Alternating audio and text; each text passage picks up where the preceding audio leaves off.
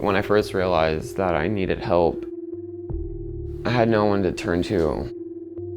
Being in a small town, once you're known for being an addict, it's always going to be a label for you.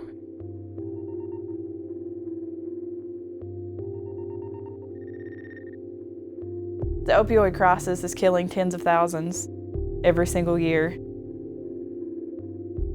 This is not an Appalachian problem. This is a contagion. It is spreading. It's like a plague.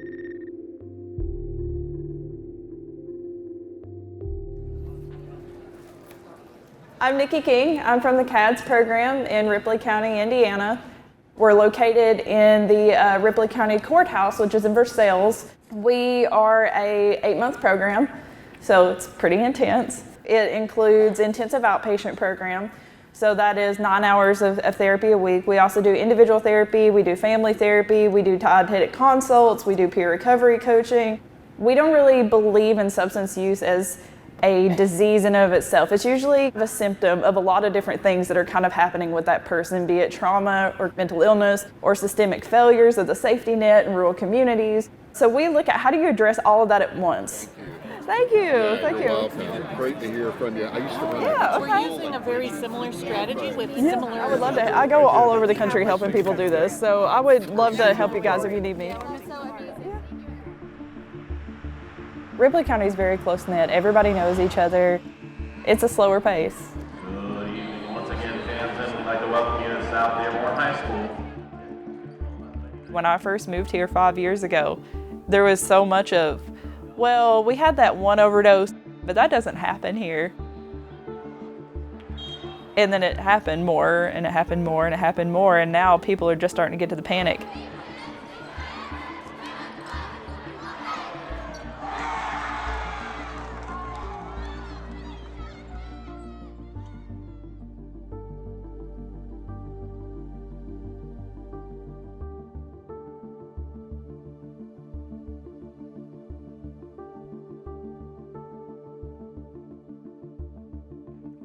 It's one of the first times that you have a rural community hospital pairing up with a criminal justice organization and saying, how do we actually work together on an even footing? And I think that makes CADS really special. You don't see that anywhere else. We have our strong suits, we have our quirks, and when you put us together, we amplify each other's quirks and amplify each other's strong suits, which is why it's successful. But at the same time, it's why it's always a challenge.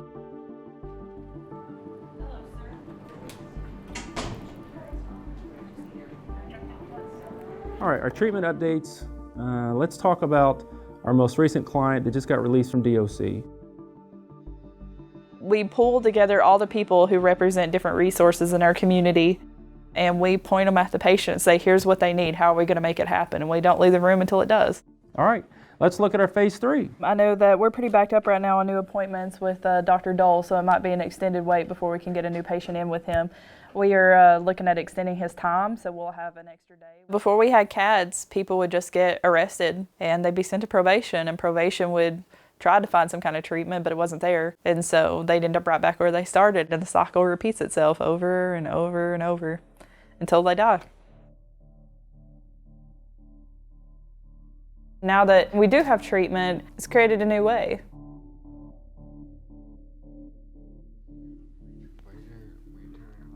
Yeah. Kenny was one of the first people who came out of the program. Believe it or not, he was kind of quiet.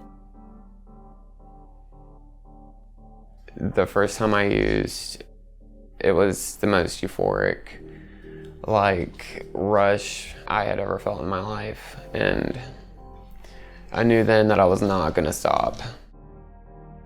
There was a lot of stuff that probably played into it. Like family problems, anxiety, depression. Well, like, cause after I quit doing drugs and stuff, like I got on this big nutritious kick, and we make hella smoothies and shit now.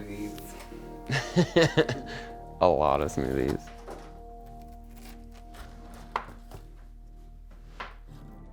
I didn't have friends or family to like fall back on. Everyone was just fed up with me. And then I got arrested on top of that.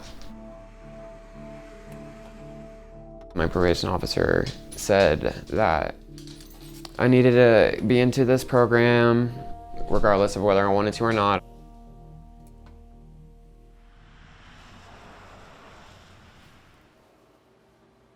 In Ripley County, there is still a real stigma around drug abuse.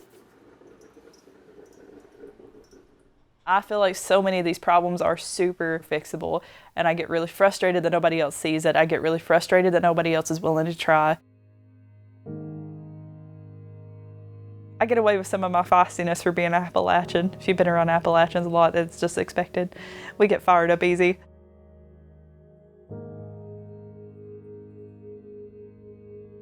I think people know that Eastern Kentucky was pretty much ground zero for the opioid epidemic. It was hard to grow up and watch Disney Channel shows where you have these like suburban kids who live these fantastic lives and you feel like it's a fantasy.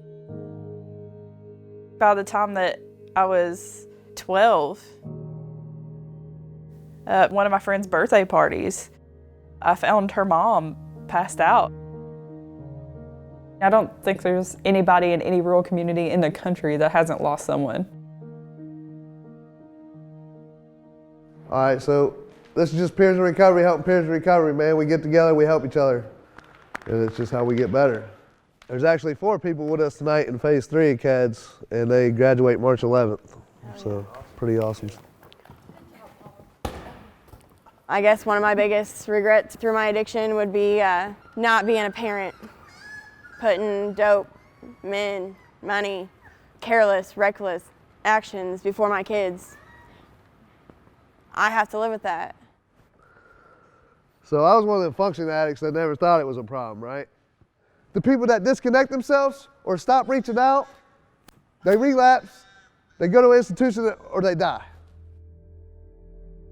Seeing those successes, seeing people who come in at the end of the program and they're alive, they're healthy. I'm proud of you, dude. You're killing it. They're having dreams. We are Versailles, Indiana. We are living proof. Those moments are super cool. You kind of start to see these glimpses of a future. So for the CADS participants so far, we have achieved 1 year and 6 months where nobody has died. Now I just needed to be the whole county, and then I needed to be the state, and then I needed to be the country.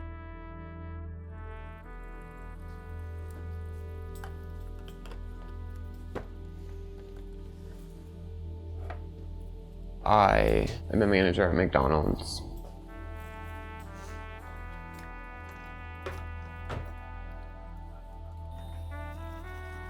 I get there at like 2:40 a.m.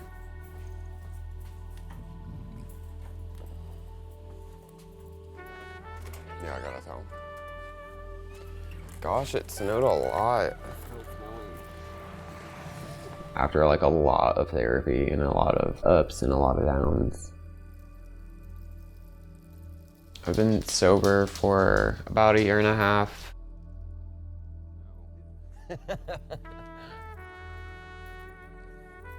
It's like fucking Alaska out here.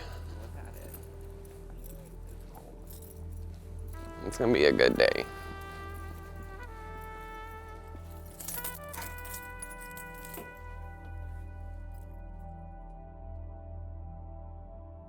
I never really thought I would be in a situation like this. I thought I was just gonna be like my dad and just bum out for the rest of my life. But I didn't.